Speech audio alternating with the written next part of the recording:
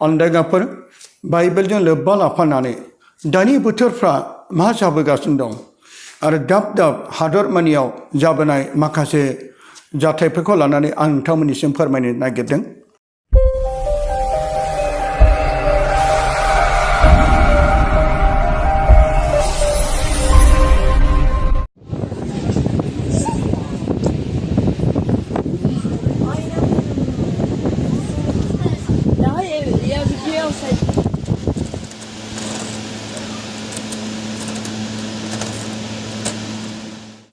गोजोन्थों खुलुमबाय।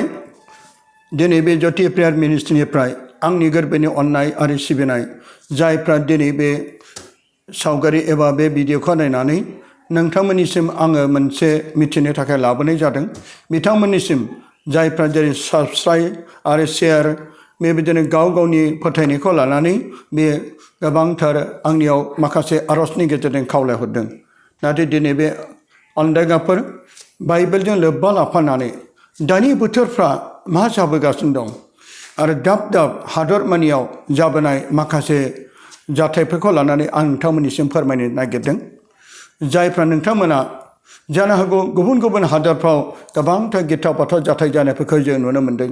बे नुनायफ्राव जों नाथाय गिनांगौ नङा, नाथाय जोंखौ सिरि मोननानै थानो थाखाय एबा जोंखौ इसोरनियाव नांथाबनो थाखायसो बेजेनो थाखाय इसोरा बेफोरनि गेजेरजों जोंखौ बिथोनफोर होदों। बेखायनो फै अनदायगाफोर दिनै आङो बावैसो सिगां जाय तुर्कीयाव नख्रांनिफ्राय अरनि गिथाव बाथाव गोग्लैनाय माखासे हांखोफोर आरो निउसफोरनि गेजेरजों मोननायफोरखौ आंबो दिनै नोंथांमोननो बर'नि रावैनो माखासे मिथिनो थाखाय आखायाव लादों। जानो हागौ जोंनि बे हादोराव बे नख्रांनिफ्राय गोग्लैनाय अरा गोग्लैयाखै, नाथाय तुर्कीयाव गोग्लैनाय बे अरनि गोग्लैनायजों गोबां हादराव जेरै गिख्रंनाय फैदों, साननाय फैदों। जानो हागौ बे उल्खाफोर गोग्लैनाय, जानो हागौ धुमकेतुनि माखासे गुन्द्राफा गोग्लैनायाव दिनै माखासे मानसिफोरनि साननायफोरजों आरो हादरमानियाव गिखांनायजों बेबायदिनो गोबांथार साननायफोर फैदों। नंगौ, बे गासैबो जाथायफ्रा बे जाबोनांगौ आरो जाखागोन। मानोना अनदायगाफोर जों दिनै बाइबेलनि गेजेरजों मिथिनो मोनो, जायफ्रा बाइबेलजों गोबां सोमोन्दो दं बिथांमोना मिथिनो मोनगोन। अनदायगाफोर मानोना इसोरानो बे नख्रांखौबो दादों, इसोरानो बे बुहुमखौनो दादों आरो बे गासिबो नख्राङाव थानाय जेरै हाथरखि अलंबार सान ग्रह नक्षत्र गासैबो बे इसोरनि बाथ्राफोरजों दाजाजोबनाय। आरो जाय इसोरा दिनै बे धुमकेतु जानांगौ बेफोर गासैबो इसोरनि सोरजिनाय। इसोरा दिनै बे बुहुमखौ दानायाव दिनै बियो बुहुमखौ दाबाय आरो नख्रांखौ दाबाय, बे गासै बिफां लाइफांखौ दाबाय आरो बेबायदिनो गासैबो ग्रह नक्षत्र गासै जोंनायफोरखौ बे इसोरा गावनो दादों। अनदायगाफोर बेनिखायनो जों दिनै बे इसोरनि सोरजिनाय माखासे मिथिंगानि आरो इसोरनि सोरजिनाय बे नख्रां आरो बे बुहुमनि माखासे गोग्लैनाय जाथायफोरखौ लानानै जोंनि गेजेराव गोबांथार गिनायफोरबो थानो हागौ। नाथाय बे गिनायफोरखौ लानो नाङा अनदायगाफोर। नाथाय आं माखासे बोसोनफोरखौ नोंथांमोननि बे जानाय जाथायफोरखौ लानानै आं नोंथांमोननो माखासे बोसोन बाइबेलफोरनि गेजेरजोंबो होनो सानदों। बेनिखायनो जोङो बै जाय जाथायफ्रा जानानै थांदोंमोन तुर्कीयाव आरो बेबायदिनो दाब दाब जायगायाव अरजों खामनाय आरो बे अरजों खामनाय बे हाग्रा बंग्राफ्रा गोबांथार गिख्रांथाव मानसिखौ संखि होदों। आरो दा जों नुनो मोन्दों अनदायगाफोर नायदो जोंनि बे आसामाव गिथाव बाथाव दुंखावनायफ्रा जाबोनो हमदों। मानोना जोंनि बे आसामाव बे सानसे साननि गेजेराव जोङो बे दुंखावनायखौ बाहा नुनो मोन्दों। जेरै जाय बोथोरनि आन्दाज नायग्राफोरनिफ्राय जों नुनो मोन्दों 39 आरो 40 डिग्रिफोर बे गुदुं दुंखावनाय जाबोनो हमदों। जायगा जायगा मानसिफोरबो थैबाय। जुदि बे थैनायफोरखौ नुनानै मिथिनानै अब्ला बोथोरा मा जाबोनो हमदों, बेखायनो जोंखौ इसोरा नैबे बोथोरफोरजों जोंखौ जिउआव सिरि मोनना थानो थाखाय थिनदों। दिनै आरोबाव नोंथांमोननि मिथिनो लुबैबावदों, मानोना 44 डिग्रिसिम थाङोब्ला बे दुंखावनाय बे गुदुं साननि दुंनाया फैयोब्ला बुहुमाव गिथाव बाथाव बे दुंनायफोरनि गेजेरजों मानसिया सैनो गोब्राब जागोन। दा 40 एबा 39 बे डिग्री थांनायावनो गोबां मानसिफोरनि गेजेराव गोबांथार नै बेराम जादों मानो थाखाय बे बोथोरा जादों मानोना जायगाफोर गोबांथार बिफां लाइफां गैलिया दानफायजोब्बाय बेबायदिनो अखा हायै बोथोरजों खरान बोथोर जाबाय नैबे सेप्तेम्बर अखाफोराव 2024 मायथाइनि सेप्तेम्बर अखाफोराव दिनै बे 39-40 डिग्री जानाया जोंखौ मोनसे सोमोनांहोदों आरो जोंखौ मोनसे गिहोदों बेनिखायनो जायगाफोर गासै दुलाराय बुहुमनि जायफ्रा बेखौ नायग्रा अनसायग्राफोर नोंथांमोननि आंनि गुरै खावलायनाय जों इसोरनाव आरज नांगौ इसोरनाव बिनो नांगौ बोथोरा गोबांथार जोंखौ बेबायदिनो बोथोर गाज्रिनि गेजेरजों अखा हायैनि बोथोरजों दुंखावनायजों दिनै मानसिया आइखां बायखां जानायफोरखौ जों नुनो मोन्दों बेनिखायनो दिनै बे बोथोरा गुसु बोथोराबो जाबोनो हागौ दिनै बे बोथोरा गुदुं आरो बे गुसु बोथोराबो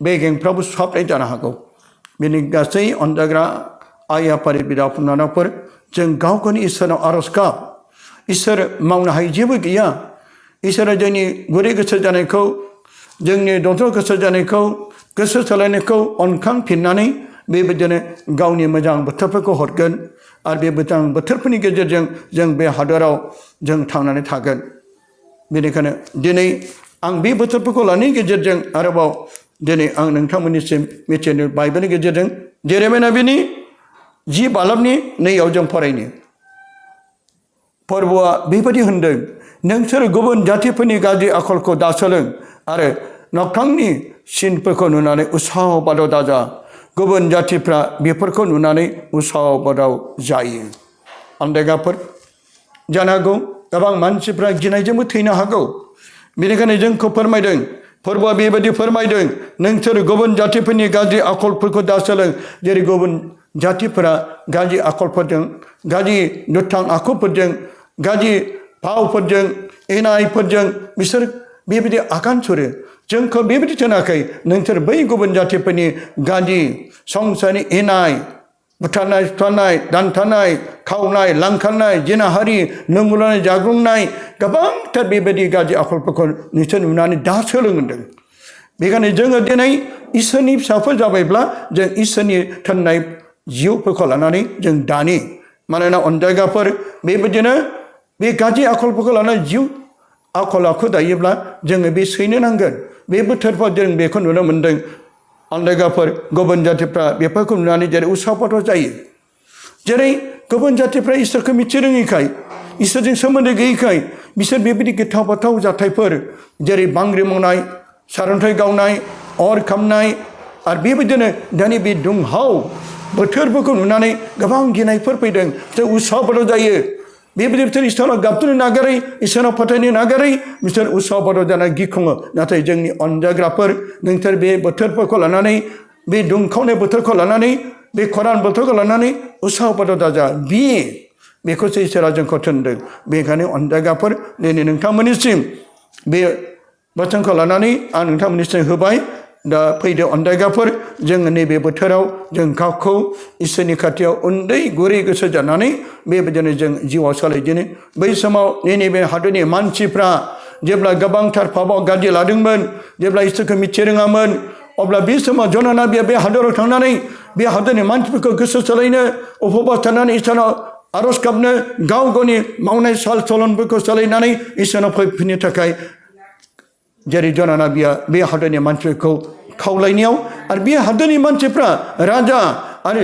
जिब जुनार गासैबो बराजोबनानै बिसोरो उखैजानानै इसोरनाव आरज गाबनायाव जे नैबे हादरा अरनि अखाजों सैनो गोनांमोन गोसो गाबनायाव इसोरा बे हादरखौ अनखांफिनदों बेबायदिनो जोंबो दिनै बे गिथाव बाथाव बोथोरफोरखौ लानानै जों गुरै गोसो जानानै गोसो सोलायनानै इसोराव फैयोब्ला इसोरा जोबोर अनख नाथाय बै गुबुन जातिफोर बादि जोङो बेफोर बोथोरखौ लानानै उसाव-बादाव जानानै गिख्रंनो नाङा बबेखानि जों फैदो गुरै गोसो जाना इसोरनाव सोलायदिनि उल्काया धुमकेतुनिफ्राय जेब्ला मोनसे समाव बोसोरफ्रोमबो जुलाइ आरो आगस्ट दानाव नख्रांनिफ्राय गोग्लैयो थांनाय 2023 मायथाइयाव 13 आगस्टआव नख्रांनिफ्राय मोनसे गेदेर अरा तुर्कीनि गोजाम नोगोर हटुसा स्पेननि दरखंआव खराबनि बागासखालि जिल्लायाव गोग्लैदोंमोन बेखौ नुनानै बुहुमनि मानसिफ्रा जोबोर गिख्रंदों। थारैनो नख्रांनिफ्राय बेबायदि धुमकेतुआ एबा अरा माब्लाबा बुहुमाव दाब दाबसे गोग्लैनानै बुहुमखौ साग्लोबजोबसिगोन नामा? बेनि अनगायैबो तुर्कीयाव बे बोसोराव अदेबानि 2024 मायथाइनि 16 आगस्तआव मोननै गेदेर हाग्रामाया अरजों खामग्लिजोबनायखौ जों नुनो मोन्दों। देवबारखालि जाटाकान आरो उला डिस्ट्रिक्टआव मुगला प्रभिन्सनि सिङाव गोलोम बोथोरनि जेब्ला खोला सोनाब तुर्कीयाव बे जाथाया जादोंमोन। सप्ताहसेनि गेजेरावनो तुर्कीयाव 130 खेब अरगें हाजो बेरफ्रुखांदोंमोन, जायनि थाखाय तुर्कीया अलखदाव जोबोद गोग्लैदोंमन। 1940 मायथाइनिफ्रायनो गोबां हाग्रामाया अरजों तुर्कीयाव खामग्लिजानायखौ नुनो मोन्दों। बोसोराव 1000निफ्रायबो 3500 बार बारायलांबाय थानायखौ नुनो मोन्दों।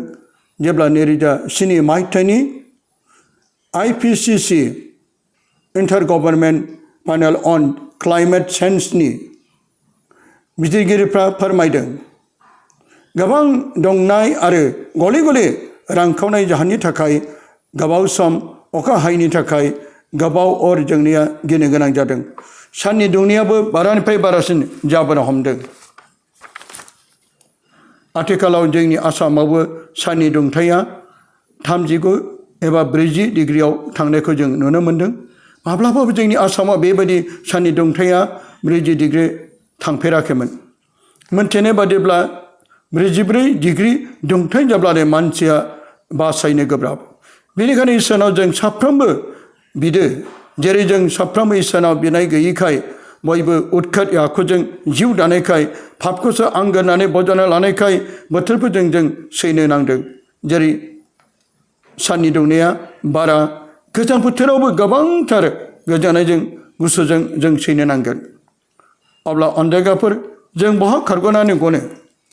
बेनिखायनो दिनै नोंथांमोननिसिम माखासे बाइबेलनि बोसोनखौ लानानै आं बिजिरबावनो लुबैदों। बाइबेलानो जोंनो रोखा रोखा फोरमायदों। गाहाम खौरां माथाइनि 24 बालाबनि 29 सिरियाव बे निदाननि दिनफ्रा जोबबानो साना सोमलांगोन आरो अखाफोरा गावनि जोंनायखौ होनाय नङा आरो हाथरखिफ्रा नख्रांनिफ्राय गोग्लैगोन आरो नख्रांनि बोलोफ्रा सोमावजागोन। आरोबाव गोथार बाइबेलाव जों मिथिनो मोन्दों, नुजाहोनाय 6 बालाबनि 12निफ्राय 13 सिरिसिम लिरनाय दं। आरो आङो बुंबाय, मेन्देया दनि महर बुजानायखौ खेवब्ला गेदेर बांग्रि मावनाय जाबाय आरो साना खोमोननि थयला बादि गोसोम जाबाय आरो अखाफोरा थै बादि जाजोब्बाय आरो दुम्ब्रु बिफाङा गेदेर बारजों सोमावजाब्ला गोमोन नङै फिथाइफ्राबो सिरि बादि नख्रांनि हाथरखिफ्रा हायाव गोग्लैबाय। इसोरा जेरै गावखौ मिथियै आरो गावखौ फोथायै दुगा गोसोनि फारौ राजाखौ जेरेमियाया बिनि गेजेरजों आरोबाव फोरमायबावदों। मानोना फारौ राजाया गावखौनो जातिफोरनि गेजेराव मासे सिंह बादि साननानै लादोंमोन, नाथाय इसोरा फारौ राजाखौ सागरनि मासे गोलेरजोंसो रुजुदों। जेरै गोलेरा दैमाफोरखौ सिंखावबायनानै आथिंफोरजों गेन्दा खालामो आरो दैया हाब्रु जाजोबो। जानो हागौ जोंनि गेजेरावबो गावखौनो राजाबादि खालामनानै समाजखौ, हादरखौ, मण्डलिखौ, पारिसखौ आरो बुहुमखौ मैला खालामनो साननाय गोबां सुबुंफोर थानो हागौ। बेबायदि जिउ दादोंब्ला दाबो सम दं। जों गोसो सोलाय, इसोरनाव फै, गुरै गोसो जा, गोथारै जिउ दा। आरोबाव जोंखौ गोथार बाइबेला जोंखौ मिथिबावदों। एजेकिएल नबीनि 32 बालाबनि 7 सिरिनिफ्राय लानानै 8 सिरिसिम, जेब्ला आङो नोंखौ संसारनिफ्राय खोमोरगोन, अब्ला आङो नख्रांखौ खोबनानै हाथरखिफोरखौ खोमसि जाहोगोन आरो आङो सानखौ जोमैजों खोबगोन आरो अखाफोरा स्रां होनाय नङा। नख्रांनि गासै जोंग्रा स्रांखौ आरो नोंनि सायाव खोमसि खालामगोन आरो नोंनि हादरनि सायाव खोमसिखौ साग्लोबहोगोन। आरोबाव दानिया जों फैबावदो गोथार बाइबेलाव आमोसनि 8 बालाबनि 9 सिरियाव, बे दिनाव फोरबो इसोरा होनबाय, आङो सानखौ सानजौफुआवनो सोमहाबहोगोन आरो पृथिबीखौ सम जायासेयावनो खोमसि होगोन। आरोबाव जेरै जों मिथिबावदों आमोसनि 8 बालाबनि 10 सिरियाव, आङो हादराव आंखाल जाहोगोन। नाथाय बे आंखाला ओंखामनि एबा दैनि आंखाल नङा, बे फोरबोनि बाथ्रा खोनानो मोनि आंखालसो। दानिया जों बेनिफ्राय मा मिथिनो मोन्दों? गिलु बालु बिसानि दिनखौ दिनै फोरमायदों। बे समाव जेब्ला जोङो बोथोरा गिथा बाथौ सैनायना फैगोन बे समाव जों इसोर इसोरनो गाबज्रिगोन मानो जोङो सुखआव थायोब्ला इसोरखौ बावगारो जेब्ला जोङो जे सैनांनो फैयोब्ला इसोरखौ जोङो नागिरो बे समाव जोङो पापफोरखौ नागारनानै जोंनि साल सलमनखौ गोसो सोलायाजासेनो जेब्ला निदान जानाय समावल' गिथा बाथौ आनजाद जानाय समावल' बे समावल' जों इसोर गाबज्रिब्लाबो जों इसोरखौ नागिरबाबो मोननाय नङा बेखायनो बे बोथोरा जोंखौ सिरि मोननानै थानो थाखाय आरो गिलु बालु बे बिसानि दिनखौ जोंनो फैगौ बोथोरफोरखौ लानानै जोंखौ बे बोसोनफोर जोंखौ होदों मानोना जेरै जानाय गैयाब्ला मानसिया लोरबां जायो जेरै ख्लां ख्लां नागिरो आइखां बायखां जायो बे बोथोरा बै जानायनि बे दैनि एबा ओंखाम ना बेदरनि आंखालनि बाथ्राखौ फोरमायाखै इसोरखौ गाबज्रिब्लाबो मोनै जोंखौ अनखांदो इसोर जोंखौ बासायदो जों दिनै जों बे गिथाव बाथौ सैनायाव जोङो आइखां बायखां जाना दं होननानै जोङो गाबज्रिब्लाबो बे बोथोराव जोङो इसोरखौ नागिरब्लाबो मोननाय नङा बेखौसो फोरमायदों बेनिखायनो बे दुखु सैनाय बोथोरा सौफैनाय सिगांनो जों गावखौ सिरि मोननानै थानो थाखाय बे गिथाव बाथौ अरनि गोग्लैनाय बे गिथाव बाथौ जाथाय जानायफ्रा आरो बे गिथावफ्रा दुंखावनाय बोथोरफ्रा जोंखौ सिरि मोनो दानो थोनदों बे बिसारा फैनायनि सिगांनो जोंखौ दानो बे बोथोरफोरजों जोंखौ गावखौ गुरै गोसो इसोरनो गोसो गाबनो थाखाय थोनदों थोनो जानायनि 2 बालमोन 20 सिरिनिफ्राय लानानै 20 सिरि आरोबाव फोरमायदों फोरबोनि नुजाफैनाय दिना फैयासेयाव साना खोमसि आरो अखाफोरा थैनि समान गोजा जागोन आरो जायहा फोरबोखौ लिंगोन बिसोर साफ्रोमबो बासायजागोन बेखायनो अनजागाफोर जों साफ्रोमबो इसोरनाव फैदो फोरबोखौ जों गोसो मैखुनाव जायगा होदो फोरबोखौ जोङो अरायसम गावनि मैखुनाव अराय दोननानै जों जिउ दायोब्ला फोरबोखौ लिङोब्ला नैबे गिथाव बाथौ जोबनाय बिसाराव जों बयबो बायख'जागोन मार्कसनि जेरै 13 बालमनि 24 सिरियाव जों फरायबा मोनबावो बे आइखांनि बोथोरा जोबमानो साना खोमसि जागोन आरो अखाफोरा स्रां होनाय नंलिया हाथरखिफ्रा नख्रांनिफ्राय गोग्लैगोन आरो नख्रांनि बोलोफ्राबो सोमावजागोन बे बोसोनफ्रा जोंखौ मानो थाखाय दोनदों बे आइखां बायखां बोथोरा सौफैनायनि सिगांनो बोथोरा जोबगोन बे बोथोर जोबनायावनो सानाबो खोमसि जागोन आरो अखाफोरा स्रां होनाय नंलिया अब्ला बे गासैबो जाथायफ्रा जानायनि सिगांनो फैदो अनदायगाफोर नैबे बोथोरफोरखौ लानानै जों इसोरनियाव गावखौ उन्दै जानानै साफ्रोमबो जों इसोरनाव गावनि मैखुनाव दोननानै जों इसोरखौ लेंदिनि इसोरनाव जों गुरै गोसो जादिनि जों संसारनि गाज्रिफोरखौ ज्राब गारदो खायसे गावखौनो गेदेर खालामनानै राजा बायदि खालामो खायसे गावनिखौल' नंगौ सानो खायसे गावखौनो इन्टेलेक्चुवेल ग्रुपनि लिडार होननानै गावखौ सानो आरो बेबायदिनो गावखौ गोरोंसिन खालामो नाथाय बे गासैखौबो ज्राब गारनानै इसोरा जों साफ्रोमखौबो लिंदों गुरै गोसो जानो दद्र गोसो जानो इसोरनि होनाय लानाय इसोरनिफ्राय मोननाय इसोरनिफ्राय गासैखौबो लानायखौ लानानै गावखौनो गेदेर खालामोब्ला नाथाय बे गासैनिफ्राय जोङो देरहानो हाया फैदो जों अनदायगाफोरजों अनख गुरै दद्र माहि आरो इसोरनाव गोथार जिउ दानानै इसोरनि रायजोजों फैदिनि अब्ला इसोरा जोंखौ जोबोर अनगोन हामबायसै गोजोन्थों।